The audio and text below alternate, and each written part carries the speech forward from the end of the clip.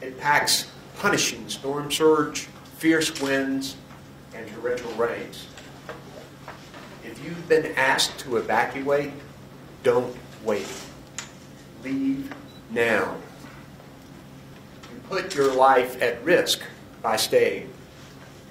Don't plan to leave once the winds and rain start. Don't try to drive on flooded roads. Those flood waters can be deadly.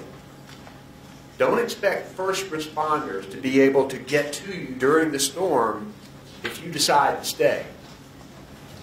Yesterday, I ordered a state evacuation of North Carolina's barrier islands, from the Virginia line to the South Carolina line. Thanks to our local partners, many evacuation orders are in place for other areas. And I urge residents to heed those orders. Go now. 750,000 to 1 million North Carolinians have been asked to evacuate. If you aren't under evacuation orders, now's the time to finish preparations and get ready to hunker down. Understand that the rain may last for days and will be measured in some places in feet and not inches. Finish gathering your supplies, food, water, batteries, flashlights, medications. Plan to be without power for days. And check on your family and your neighbors to make sure they are prepared as well. Florence is now a Category 3 storm, but don't let that fool you. We are on the wrong side of this storm, where most of the damage is done. The forecast tells us that Florence's storm surge will drown many homes. Expert modeling here at North Carolina Emergency Management shows that storm surge alone is likely to flood tens of thousands of structures. A storm doesn't have to make landfall in North Carolina to do serious damage here. It still packs powerful winds that can damage roofs and down power lines and trees, plus heavy, sustained rain that can flood our rivers and low-lying grounds. Remember that rivers can continue to rise long after the rain stops. Our coast will feel the wrath of Florence starting tomorrow in the morning, but all parts of North Carolina will see some impacts. We expect this storm to be with us for days. More shelters continue to open to take in people displaced by evacuations. At least 50 shelters are open now across the state. And in fact, officials will open at 6 p.m. a large shelter at Lawrence Joel Veterans Memorial Coliseum in Winston-Salem. Capacity there will be at least 1,000, and we're grateful to Wake Forest University and the community there for helping. I've activated more National Guard soldiers. By this evening, 2,800 will have reported for duty. Many state parks and museums have closed or will be closed tomorrow.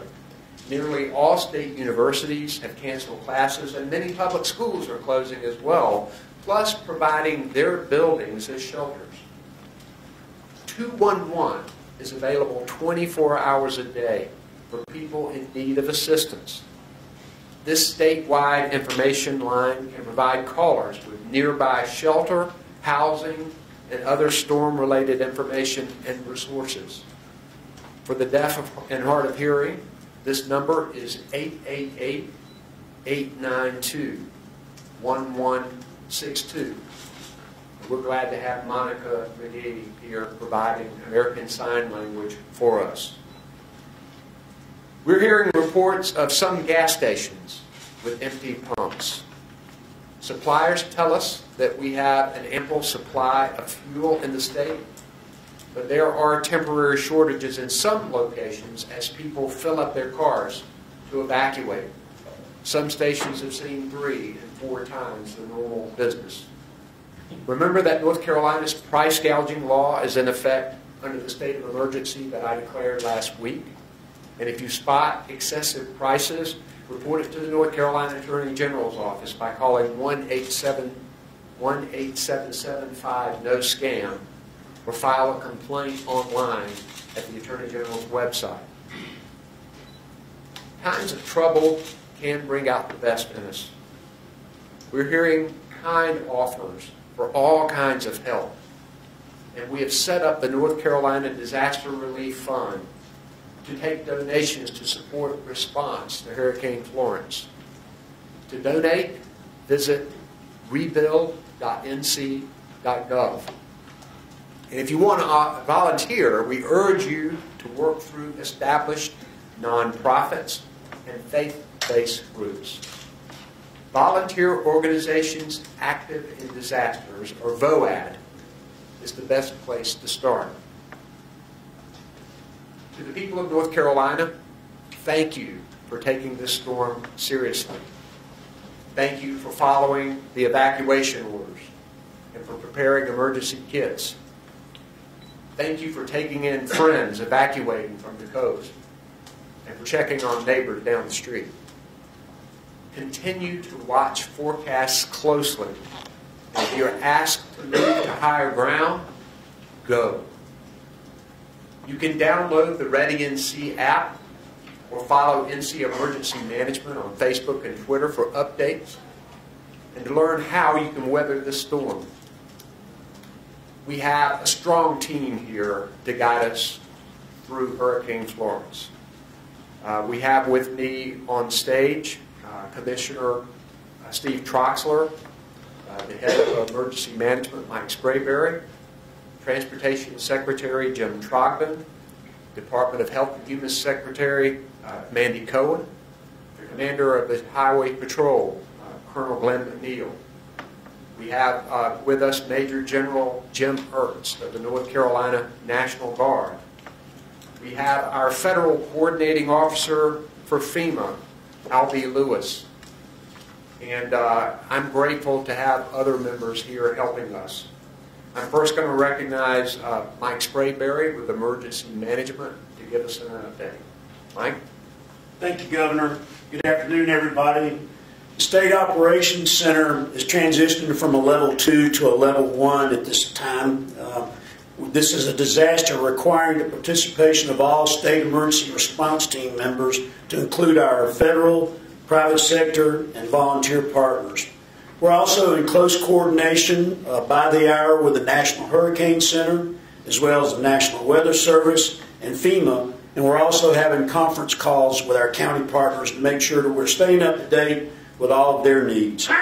We are currently pushing commodities, cots, and other resources to those county partners at this time. We continue to amass resources such as additional soldiers and airmen, ambulances, search and rescue task forces, helicopters, swiftwater rescue teams, commodities, and generators to aggressively surge during the response. With the triple threat of high winds, historical precipitation, and high storm surge, we again urge our residents and visitors to heed the evacuation orders of the governor and your local officials. Make sure you have your emergency kits ready and you're looking out for your neighbors. Thank you very much, sir. Thank you, Mike. Last week I issued an emergency declaration to help our farmers. And to give us a report on agriculture in North Carolina, we have Agriculture Commissioner Steve Troxler with us. Steve.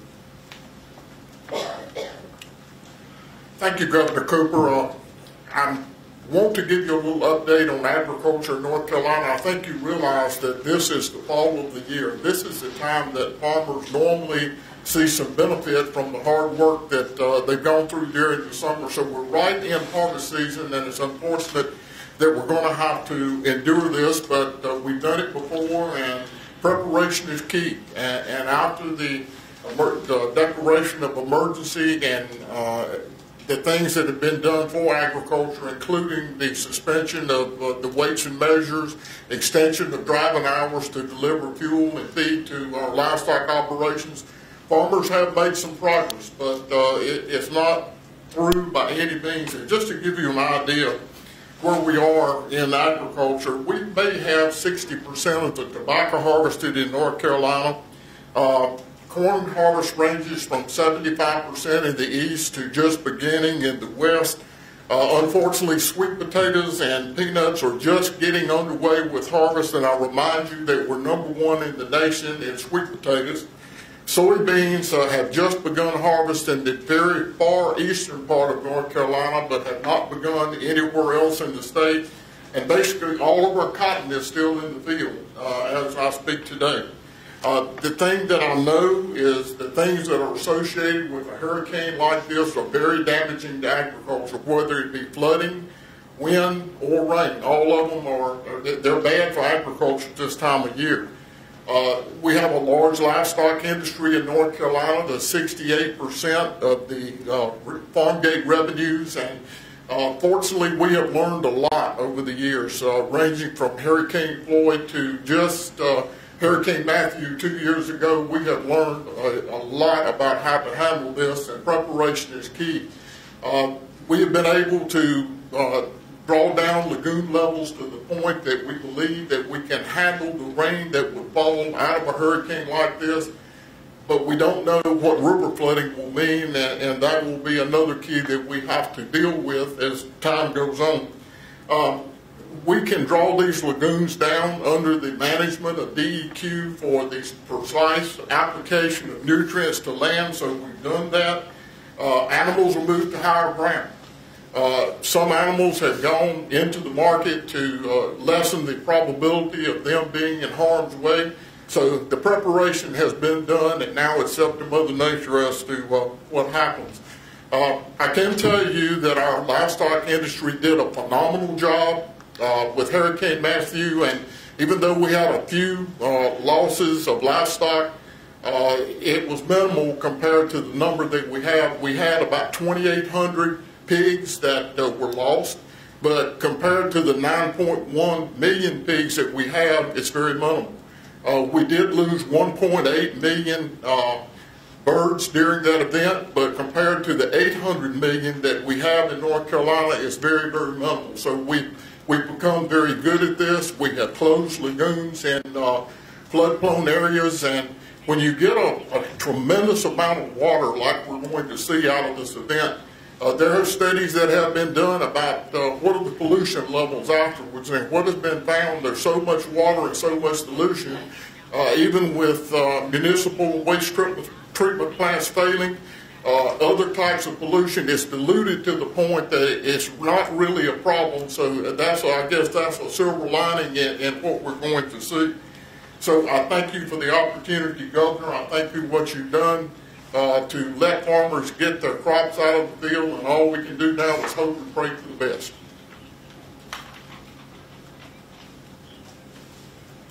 Thank you, Commissioner. We'll now have the Secretary of Health and Human Services, Dr. Mandy Cohen, talk about public health. Dr. Cohen. Thank you, Governor. Good evening. As we said, health and safety is our top priority. So 3 things for you to remember today. First, as the Governor mentioned, make sure you have food, water, and your medications. Importantly, if you need refills of your medications, do that today. Do not wait. Second, do not drive through standing water. We saw in Hurricane Matthew that this was a leading cause of death. Do not drive through standing water. And third, do not use gas-powered generators inside your home. There is a risk of carbon monoxide poisoning. Do not use gas-powered generators in your home. So please remember those 3 important tips. Know that we have shelters across the state stood up with medical personnel. We are working with long-term care facilities, adult care facilities to make sure that folks are well cared for and moved to safer areas. So please heed the warning of emergency management. Get your food, water, and medicines. Do not drive through standing water. And please don't use gas-powered generators in your home. Thank you. Be safe. Thank you, Secretary Cohen. We'll now have our Secretary of the Department of Transportation, Jim Tropin, to give us a transportation overview. Thank you, Governor. Today our focus was monitoring and managing all of our evacuation routes, and we successfully met the metric of all of our routes we're operating at posted speeds or better today. We responded across those routes with 49 incident management and assistance patrols, and those are events where we're supporting stranded motorists to clear those incidents quickly, and that included 5 motor vehicle crashes that occurred on our evacuation routes. The ferry division did conclude evacuation of the Outer Banks at Ocracoke, and that included moving more than 2,000 people and evacuating more than 1,000 vehicles. And so those operations were completed as of yesterday, and the ferries will be mooring those vessels for the remainder of until the storm passes. And then last, our focus was completing our coordination with all of our private sector partners, and so we anticipate we'll be bringing on 380 contractors across the state that will be supporting us in all areas of response, from clearing debris to repairing roads to repairing bridges. That concludes my update. Thank you, Secretary Trogdon. We'll now hear from the Commander of the North Carolina Highway Patrol, Colonel Glenn McNeil. Colonel. Thank you, Governor. Good afternoon. The safety of our motoring public remains the Highway Patrol's highest priority. The Highway Patrol is continuing its preparations in response to the storm. Squads of troopers have been assembled and they're ready to deploy at a moment's notice in response to the storm. We continue to work with our local, county, and state partners to ensure that assistance is immediately available once the call comes. With this in mind, I'd like to identify how the motoring public can assist us with our public safety mission. In the event that you're involved in a collision, please remove your vehicle from the travel lanes to the shoulder of the roadway and wait for first responders to arrive. Doing so will allow for a continuous flow as we are still in the evacuation process. Motorists are encouraged to avoid leaving their vehicles unattended within the medians and along the shoulders of our roadways. Troopers, along with our partners with DOT, will be immediately and are immediately removing vehicles from the evacuation routes to ensure that the safety of other motorists and emergency responders. Motorists are encouraged, please keep emergency lines of communications, such as 911 and Star HP, open for emergency purposes only. Roadway conditions can be obtained from visiting drivenc.gov. And finally, and once again, when the rain begins to fall, please, under no circumstances, do you attempt to cross standing water or running and raging water that's going across the roadway. Doing so could place your life and the lives of emergency responders in harm's way. Thank you. Thank you, Colonel. We'll now open it for any questions anybody might have. Governor, do you know, is there any count of how many people are left on like Ocracoke and the main lower part of Hatteras Island below the bridge and the other barrier islands? Have we got local government reports on that, Mike? Not yet, sir. Some people are still leaving, and so it's a hard number to get a count on right now. We're working with local governments to get a count of that. We're continuing to encourage people to leave. We've said time and again, we know a lot of our coastal residents have ridden out storms before. This should not be one of those storms. Don't risk your life riding out a monster. And that's what this is. So we're continuing to urge people to evacuate. Governor, I'm looking for another number. I think Mike said 4,000 roughly people in shelters as of earlier today. Do you have an updated number on that? Yes, sir. So we're thinking that number's had an uptick now between 4,000 and 5,000. We know that the shelters in Wake County are full, and folks are moving west. We've had additional shelters opening in Charlotte today, and so and then we know that some of the counties in the eastern part of the state have also opened shelters. We'll have a better sense of that tonight. There's a standard number count that comes in a little bit later through the American Red Cross channel. You know, the count at our shelters is sometimes fluid because some people come and stay a little while and then find somewhere else to go. We think there's somewhere between 3,250,000 and 1 million people who have evacuated. And we want to thank the citizens of North Carolina family members for taking people in. And we're going to try to continue to set up shelters to make sure people have a place to go. Governor, you mentioned the Joel in Winston-Salem. Are there contingency plans for other arena types of places, either in Raleigh or Asheville or other areas? Mike, will address that. Yes, sir. We're working other bigger locations in places like Charlotte and Fayetteville, as well as Winston-Salem. So we have to make sure that we have the teams that can go into a big place like that. So we're assembling teams, working through some contracts that we might have to go through, like we did with Lawrence Joel Coliseum. So we are looking for more mega shelters as needed. I think this is, I know this is something that we talked about and considered when we knew we were going to have to put in these mandatory evacuations and so many people moving west. But I think it's going well, and I think we, again, thank people at Wake Forest University for making the Lawrence Joel Veterans Memorial Coliseum available. Other questions? Okay. Oh, yes, sir. For out-of-state resources, a lot of other states are sending linemen and other out-of-state resources. How are those being managed and assigned? Well, first, we are grateful to other states that have stepped up. I've talked to numerous governors. I was in Kinston today and met with search and rescue teams from New York, New Jersey, Ohio. States are responding with equipment and personnel. You know, we've helped them over the years, and now they are in turn helping us. And our emergency operations center is helping to direct those resources where they are needed. Mike, you got anything you want to say about that? Yes, sir. Dan? So we have a regional coordinating center east in Kinston and a regional coordinating center central up in Butner. And as resources are required by counties, we have the resources chopped out down to the counties to help them respond to whatever hazard or need that they have. And so what you'll see is that we have a lot of folks in what we call a staging area, and that's where the governor was today visiting those folks.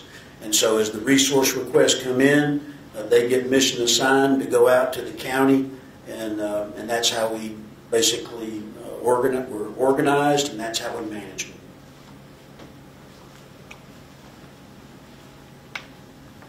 Okay, right now we plan to have another briefing at 10 a.m. tomorrow. Thank you very much.